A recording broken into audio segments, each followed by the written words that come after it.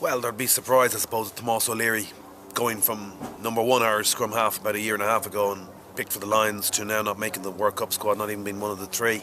It would appear as if he played himself out of the squad on Saturday because the word is that Conor Murray had been notified that he wasn't going to be included, so that seems to have been a change of heart. And the other, well, I wasn't surprised, there was going to be a marginal call between Luke Fitzgerald and Fergus McFadden, the way the maths worked out. And again, it's a tough call on Luke. I mean, when you think that he was a Lions test player in 2009, he doesn't even make the squad for World Cup, so I'd say he's fairly devastated because he didn't make the 2003 World Cup either. He's a very talented lad. He did become a little bit anxious in his play last season. I thought there was signs of distinct improvement towards the end of last season, and again this season when he came on Saturday, he was very dangerous. So I'm a little bit disappointed for him. But then again, there was always going to be one of those two good players who's going to miss out. So McFadden makes it and Lukey misses out. The other thing about it is that with the 16-14 split, they've one utility back row come second row. They've left themselves a bit light in the propping department. They've only 4 props.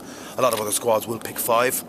And they've left themselves a bit light there. Things like, they want to do scrummaging practice.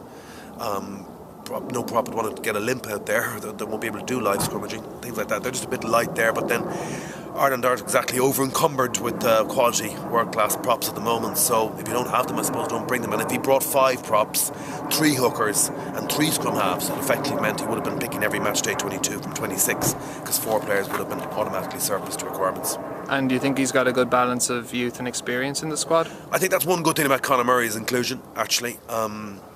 I would have become a big fan of Conor Murray's. I think he's the future. I think he's going to play lots of times for Ireland. He's big, he's strong, he's quick, he's got a good kicking game. I thought when he first came to the Munster team he took a few steps too many off the base, but he's ironed that out of his game.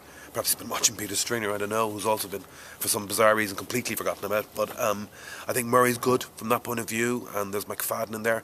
There's a lot of experience, there's a lot of winners there. I mean, a lot of Heineken Cup winners, Grand Slam winners, Magners League winners. So I think that's different from the makeup of the squad 4 years ago. They're much more proven, and they can go there with belief.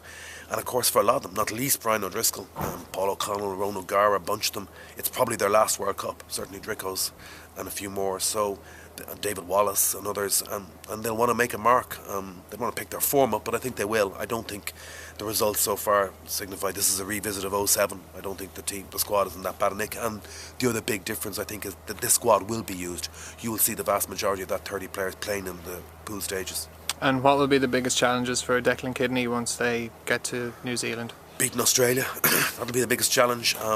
Ireland haven't beaten a Southern Hemisphere team, Tri-Nations team in the Southern Hemisphere since beating Australia in 1979. So that's 32 years ago. I was happened to be checking Paddy Power's website this morning, and already Australia are 10-point favourites for that game. If Ireland were to win it, it opens up all sorts of possibilities, because in theory, if South Africa and New Zealand also win their groups, Ireland will avoid both. They'll go into the other half of the draw, get the runners up from the South Africa group, most probably Wales, maybe Samoa. There's no guarantee of this, and then you would imagine the All Blacks would win their group and they would avoid them in the semis and get England or France perhaps in the semis.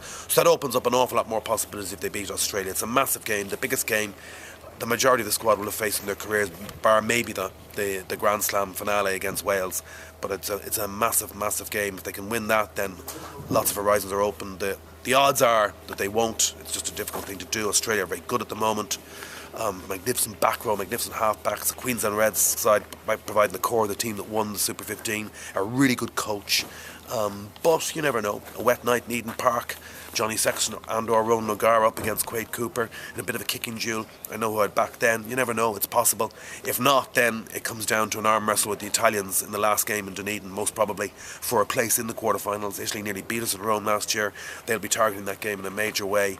And I would say there'll be fervent prayers and candlelit vigils that Cian Healy and Mike Ross come through unscathed all the way through to that fourth game and stay intact to face up to the Italian scrummage under the Perspex roof or whatever it is in the new stadium in Dunedin.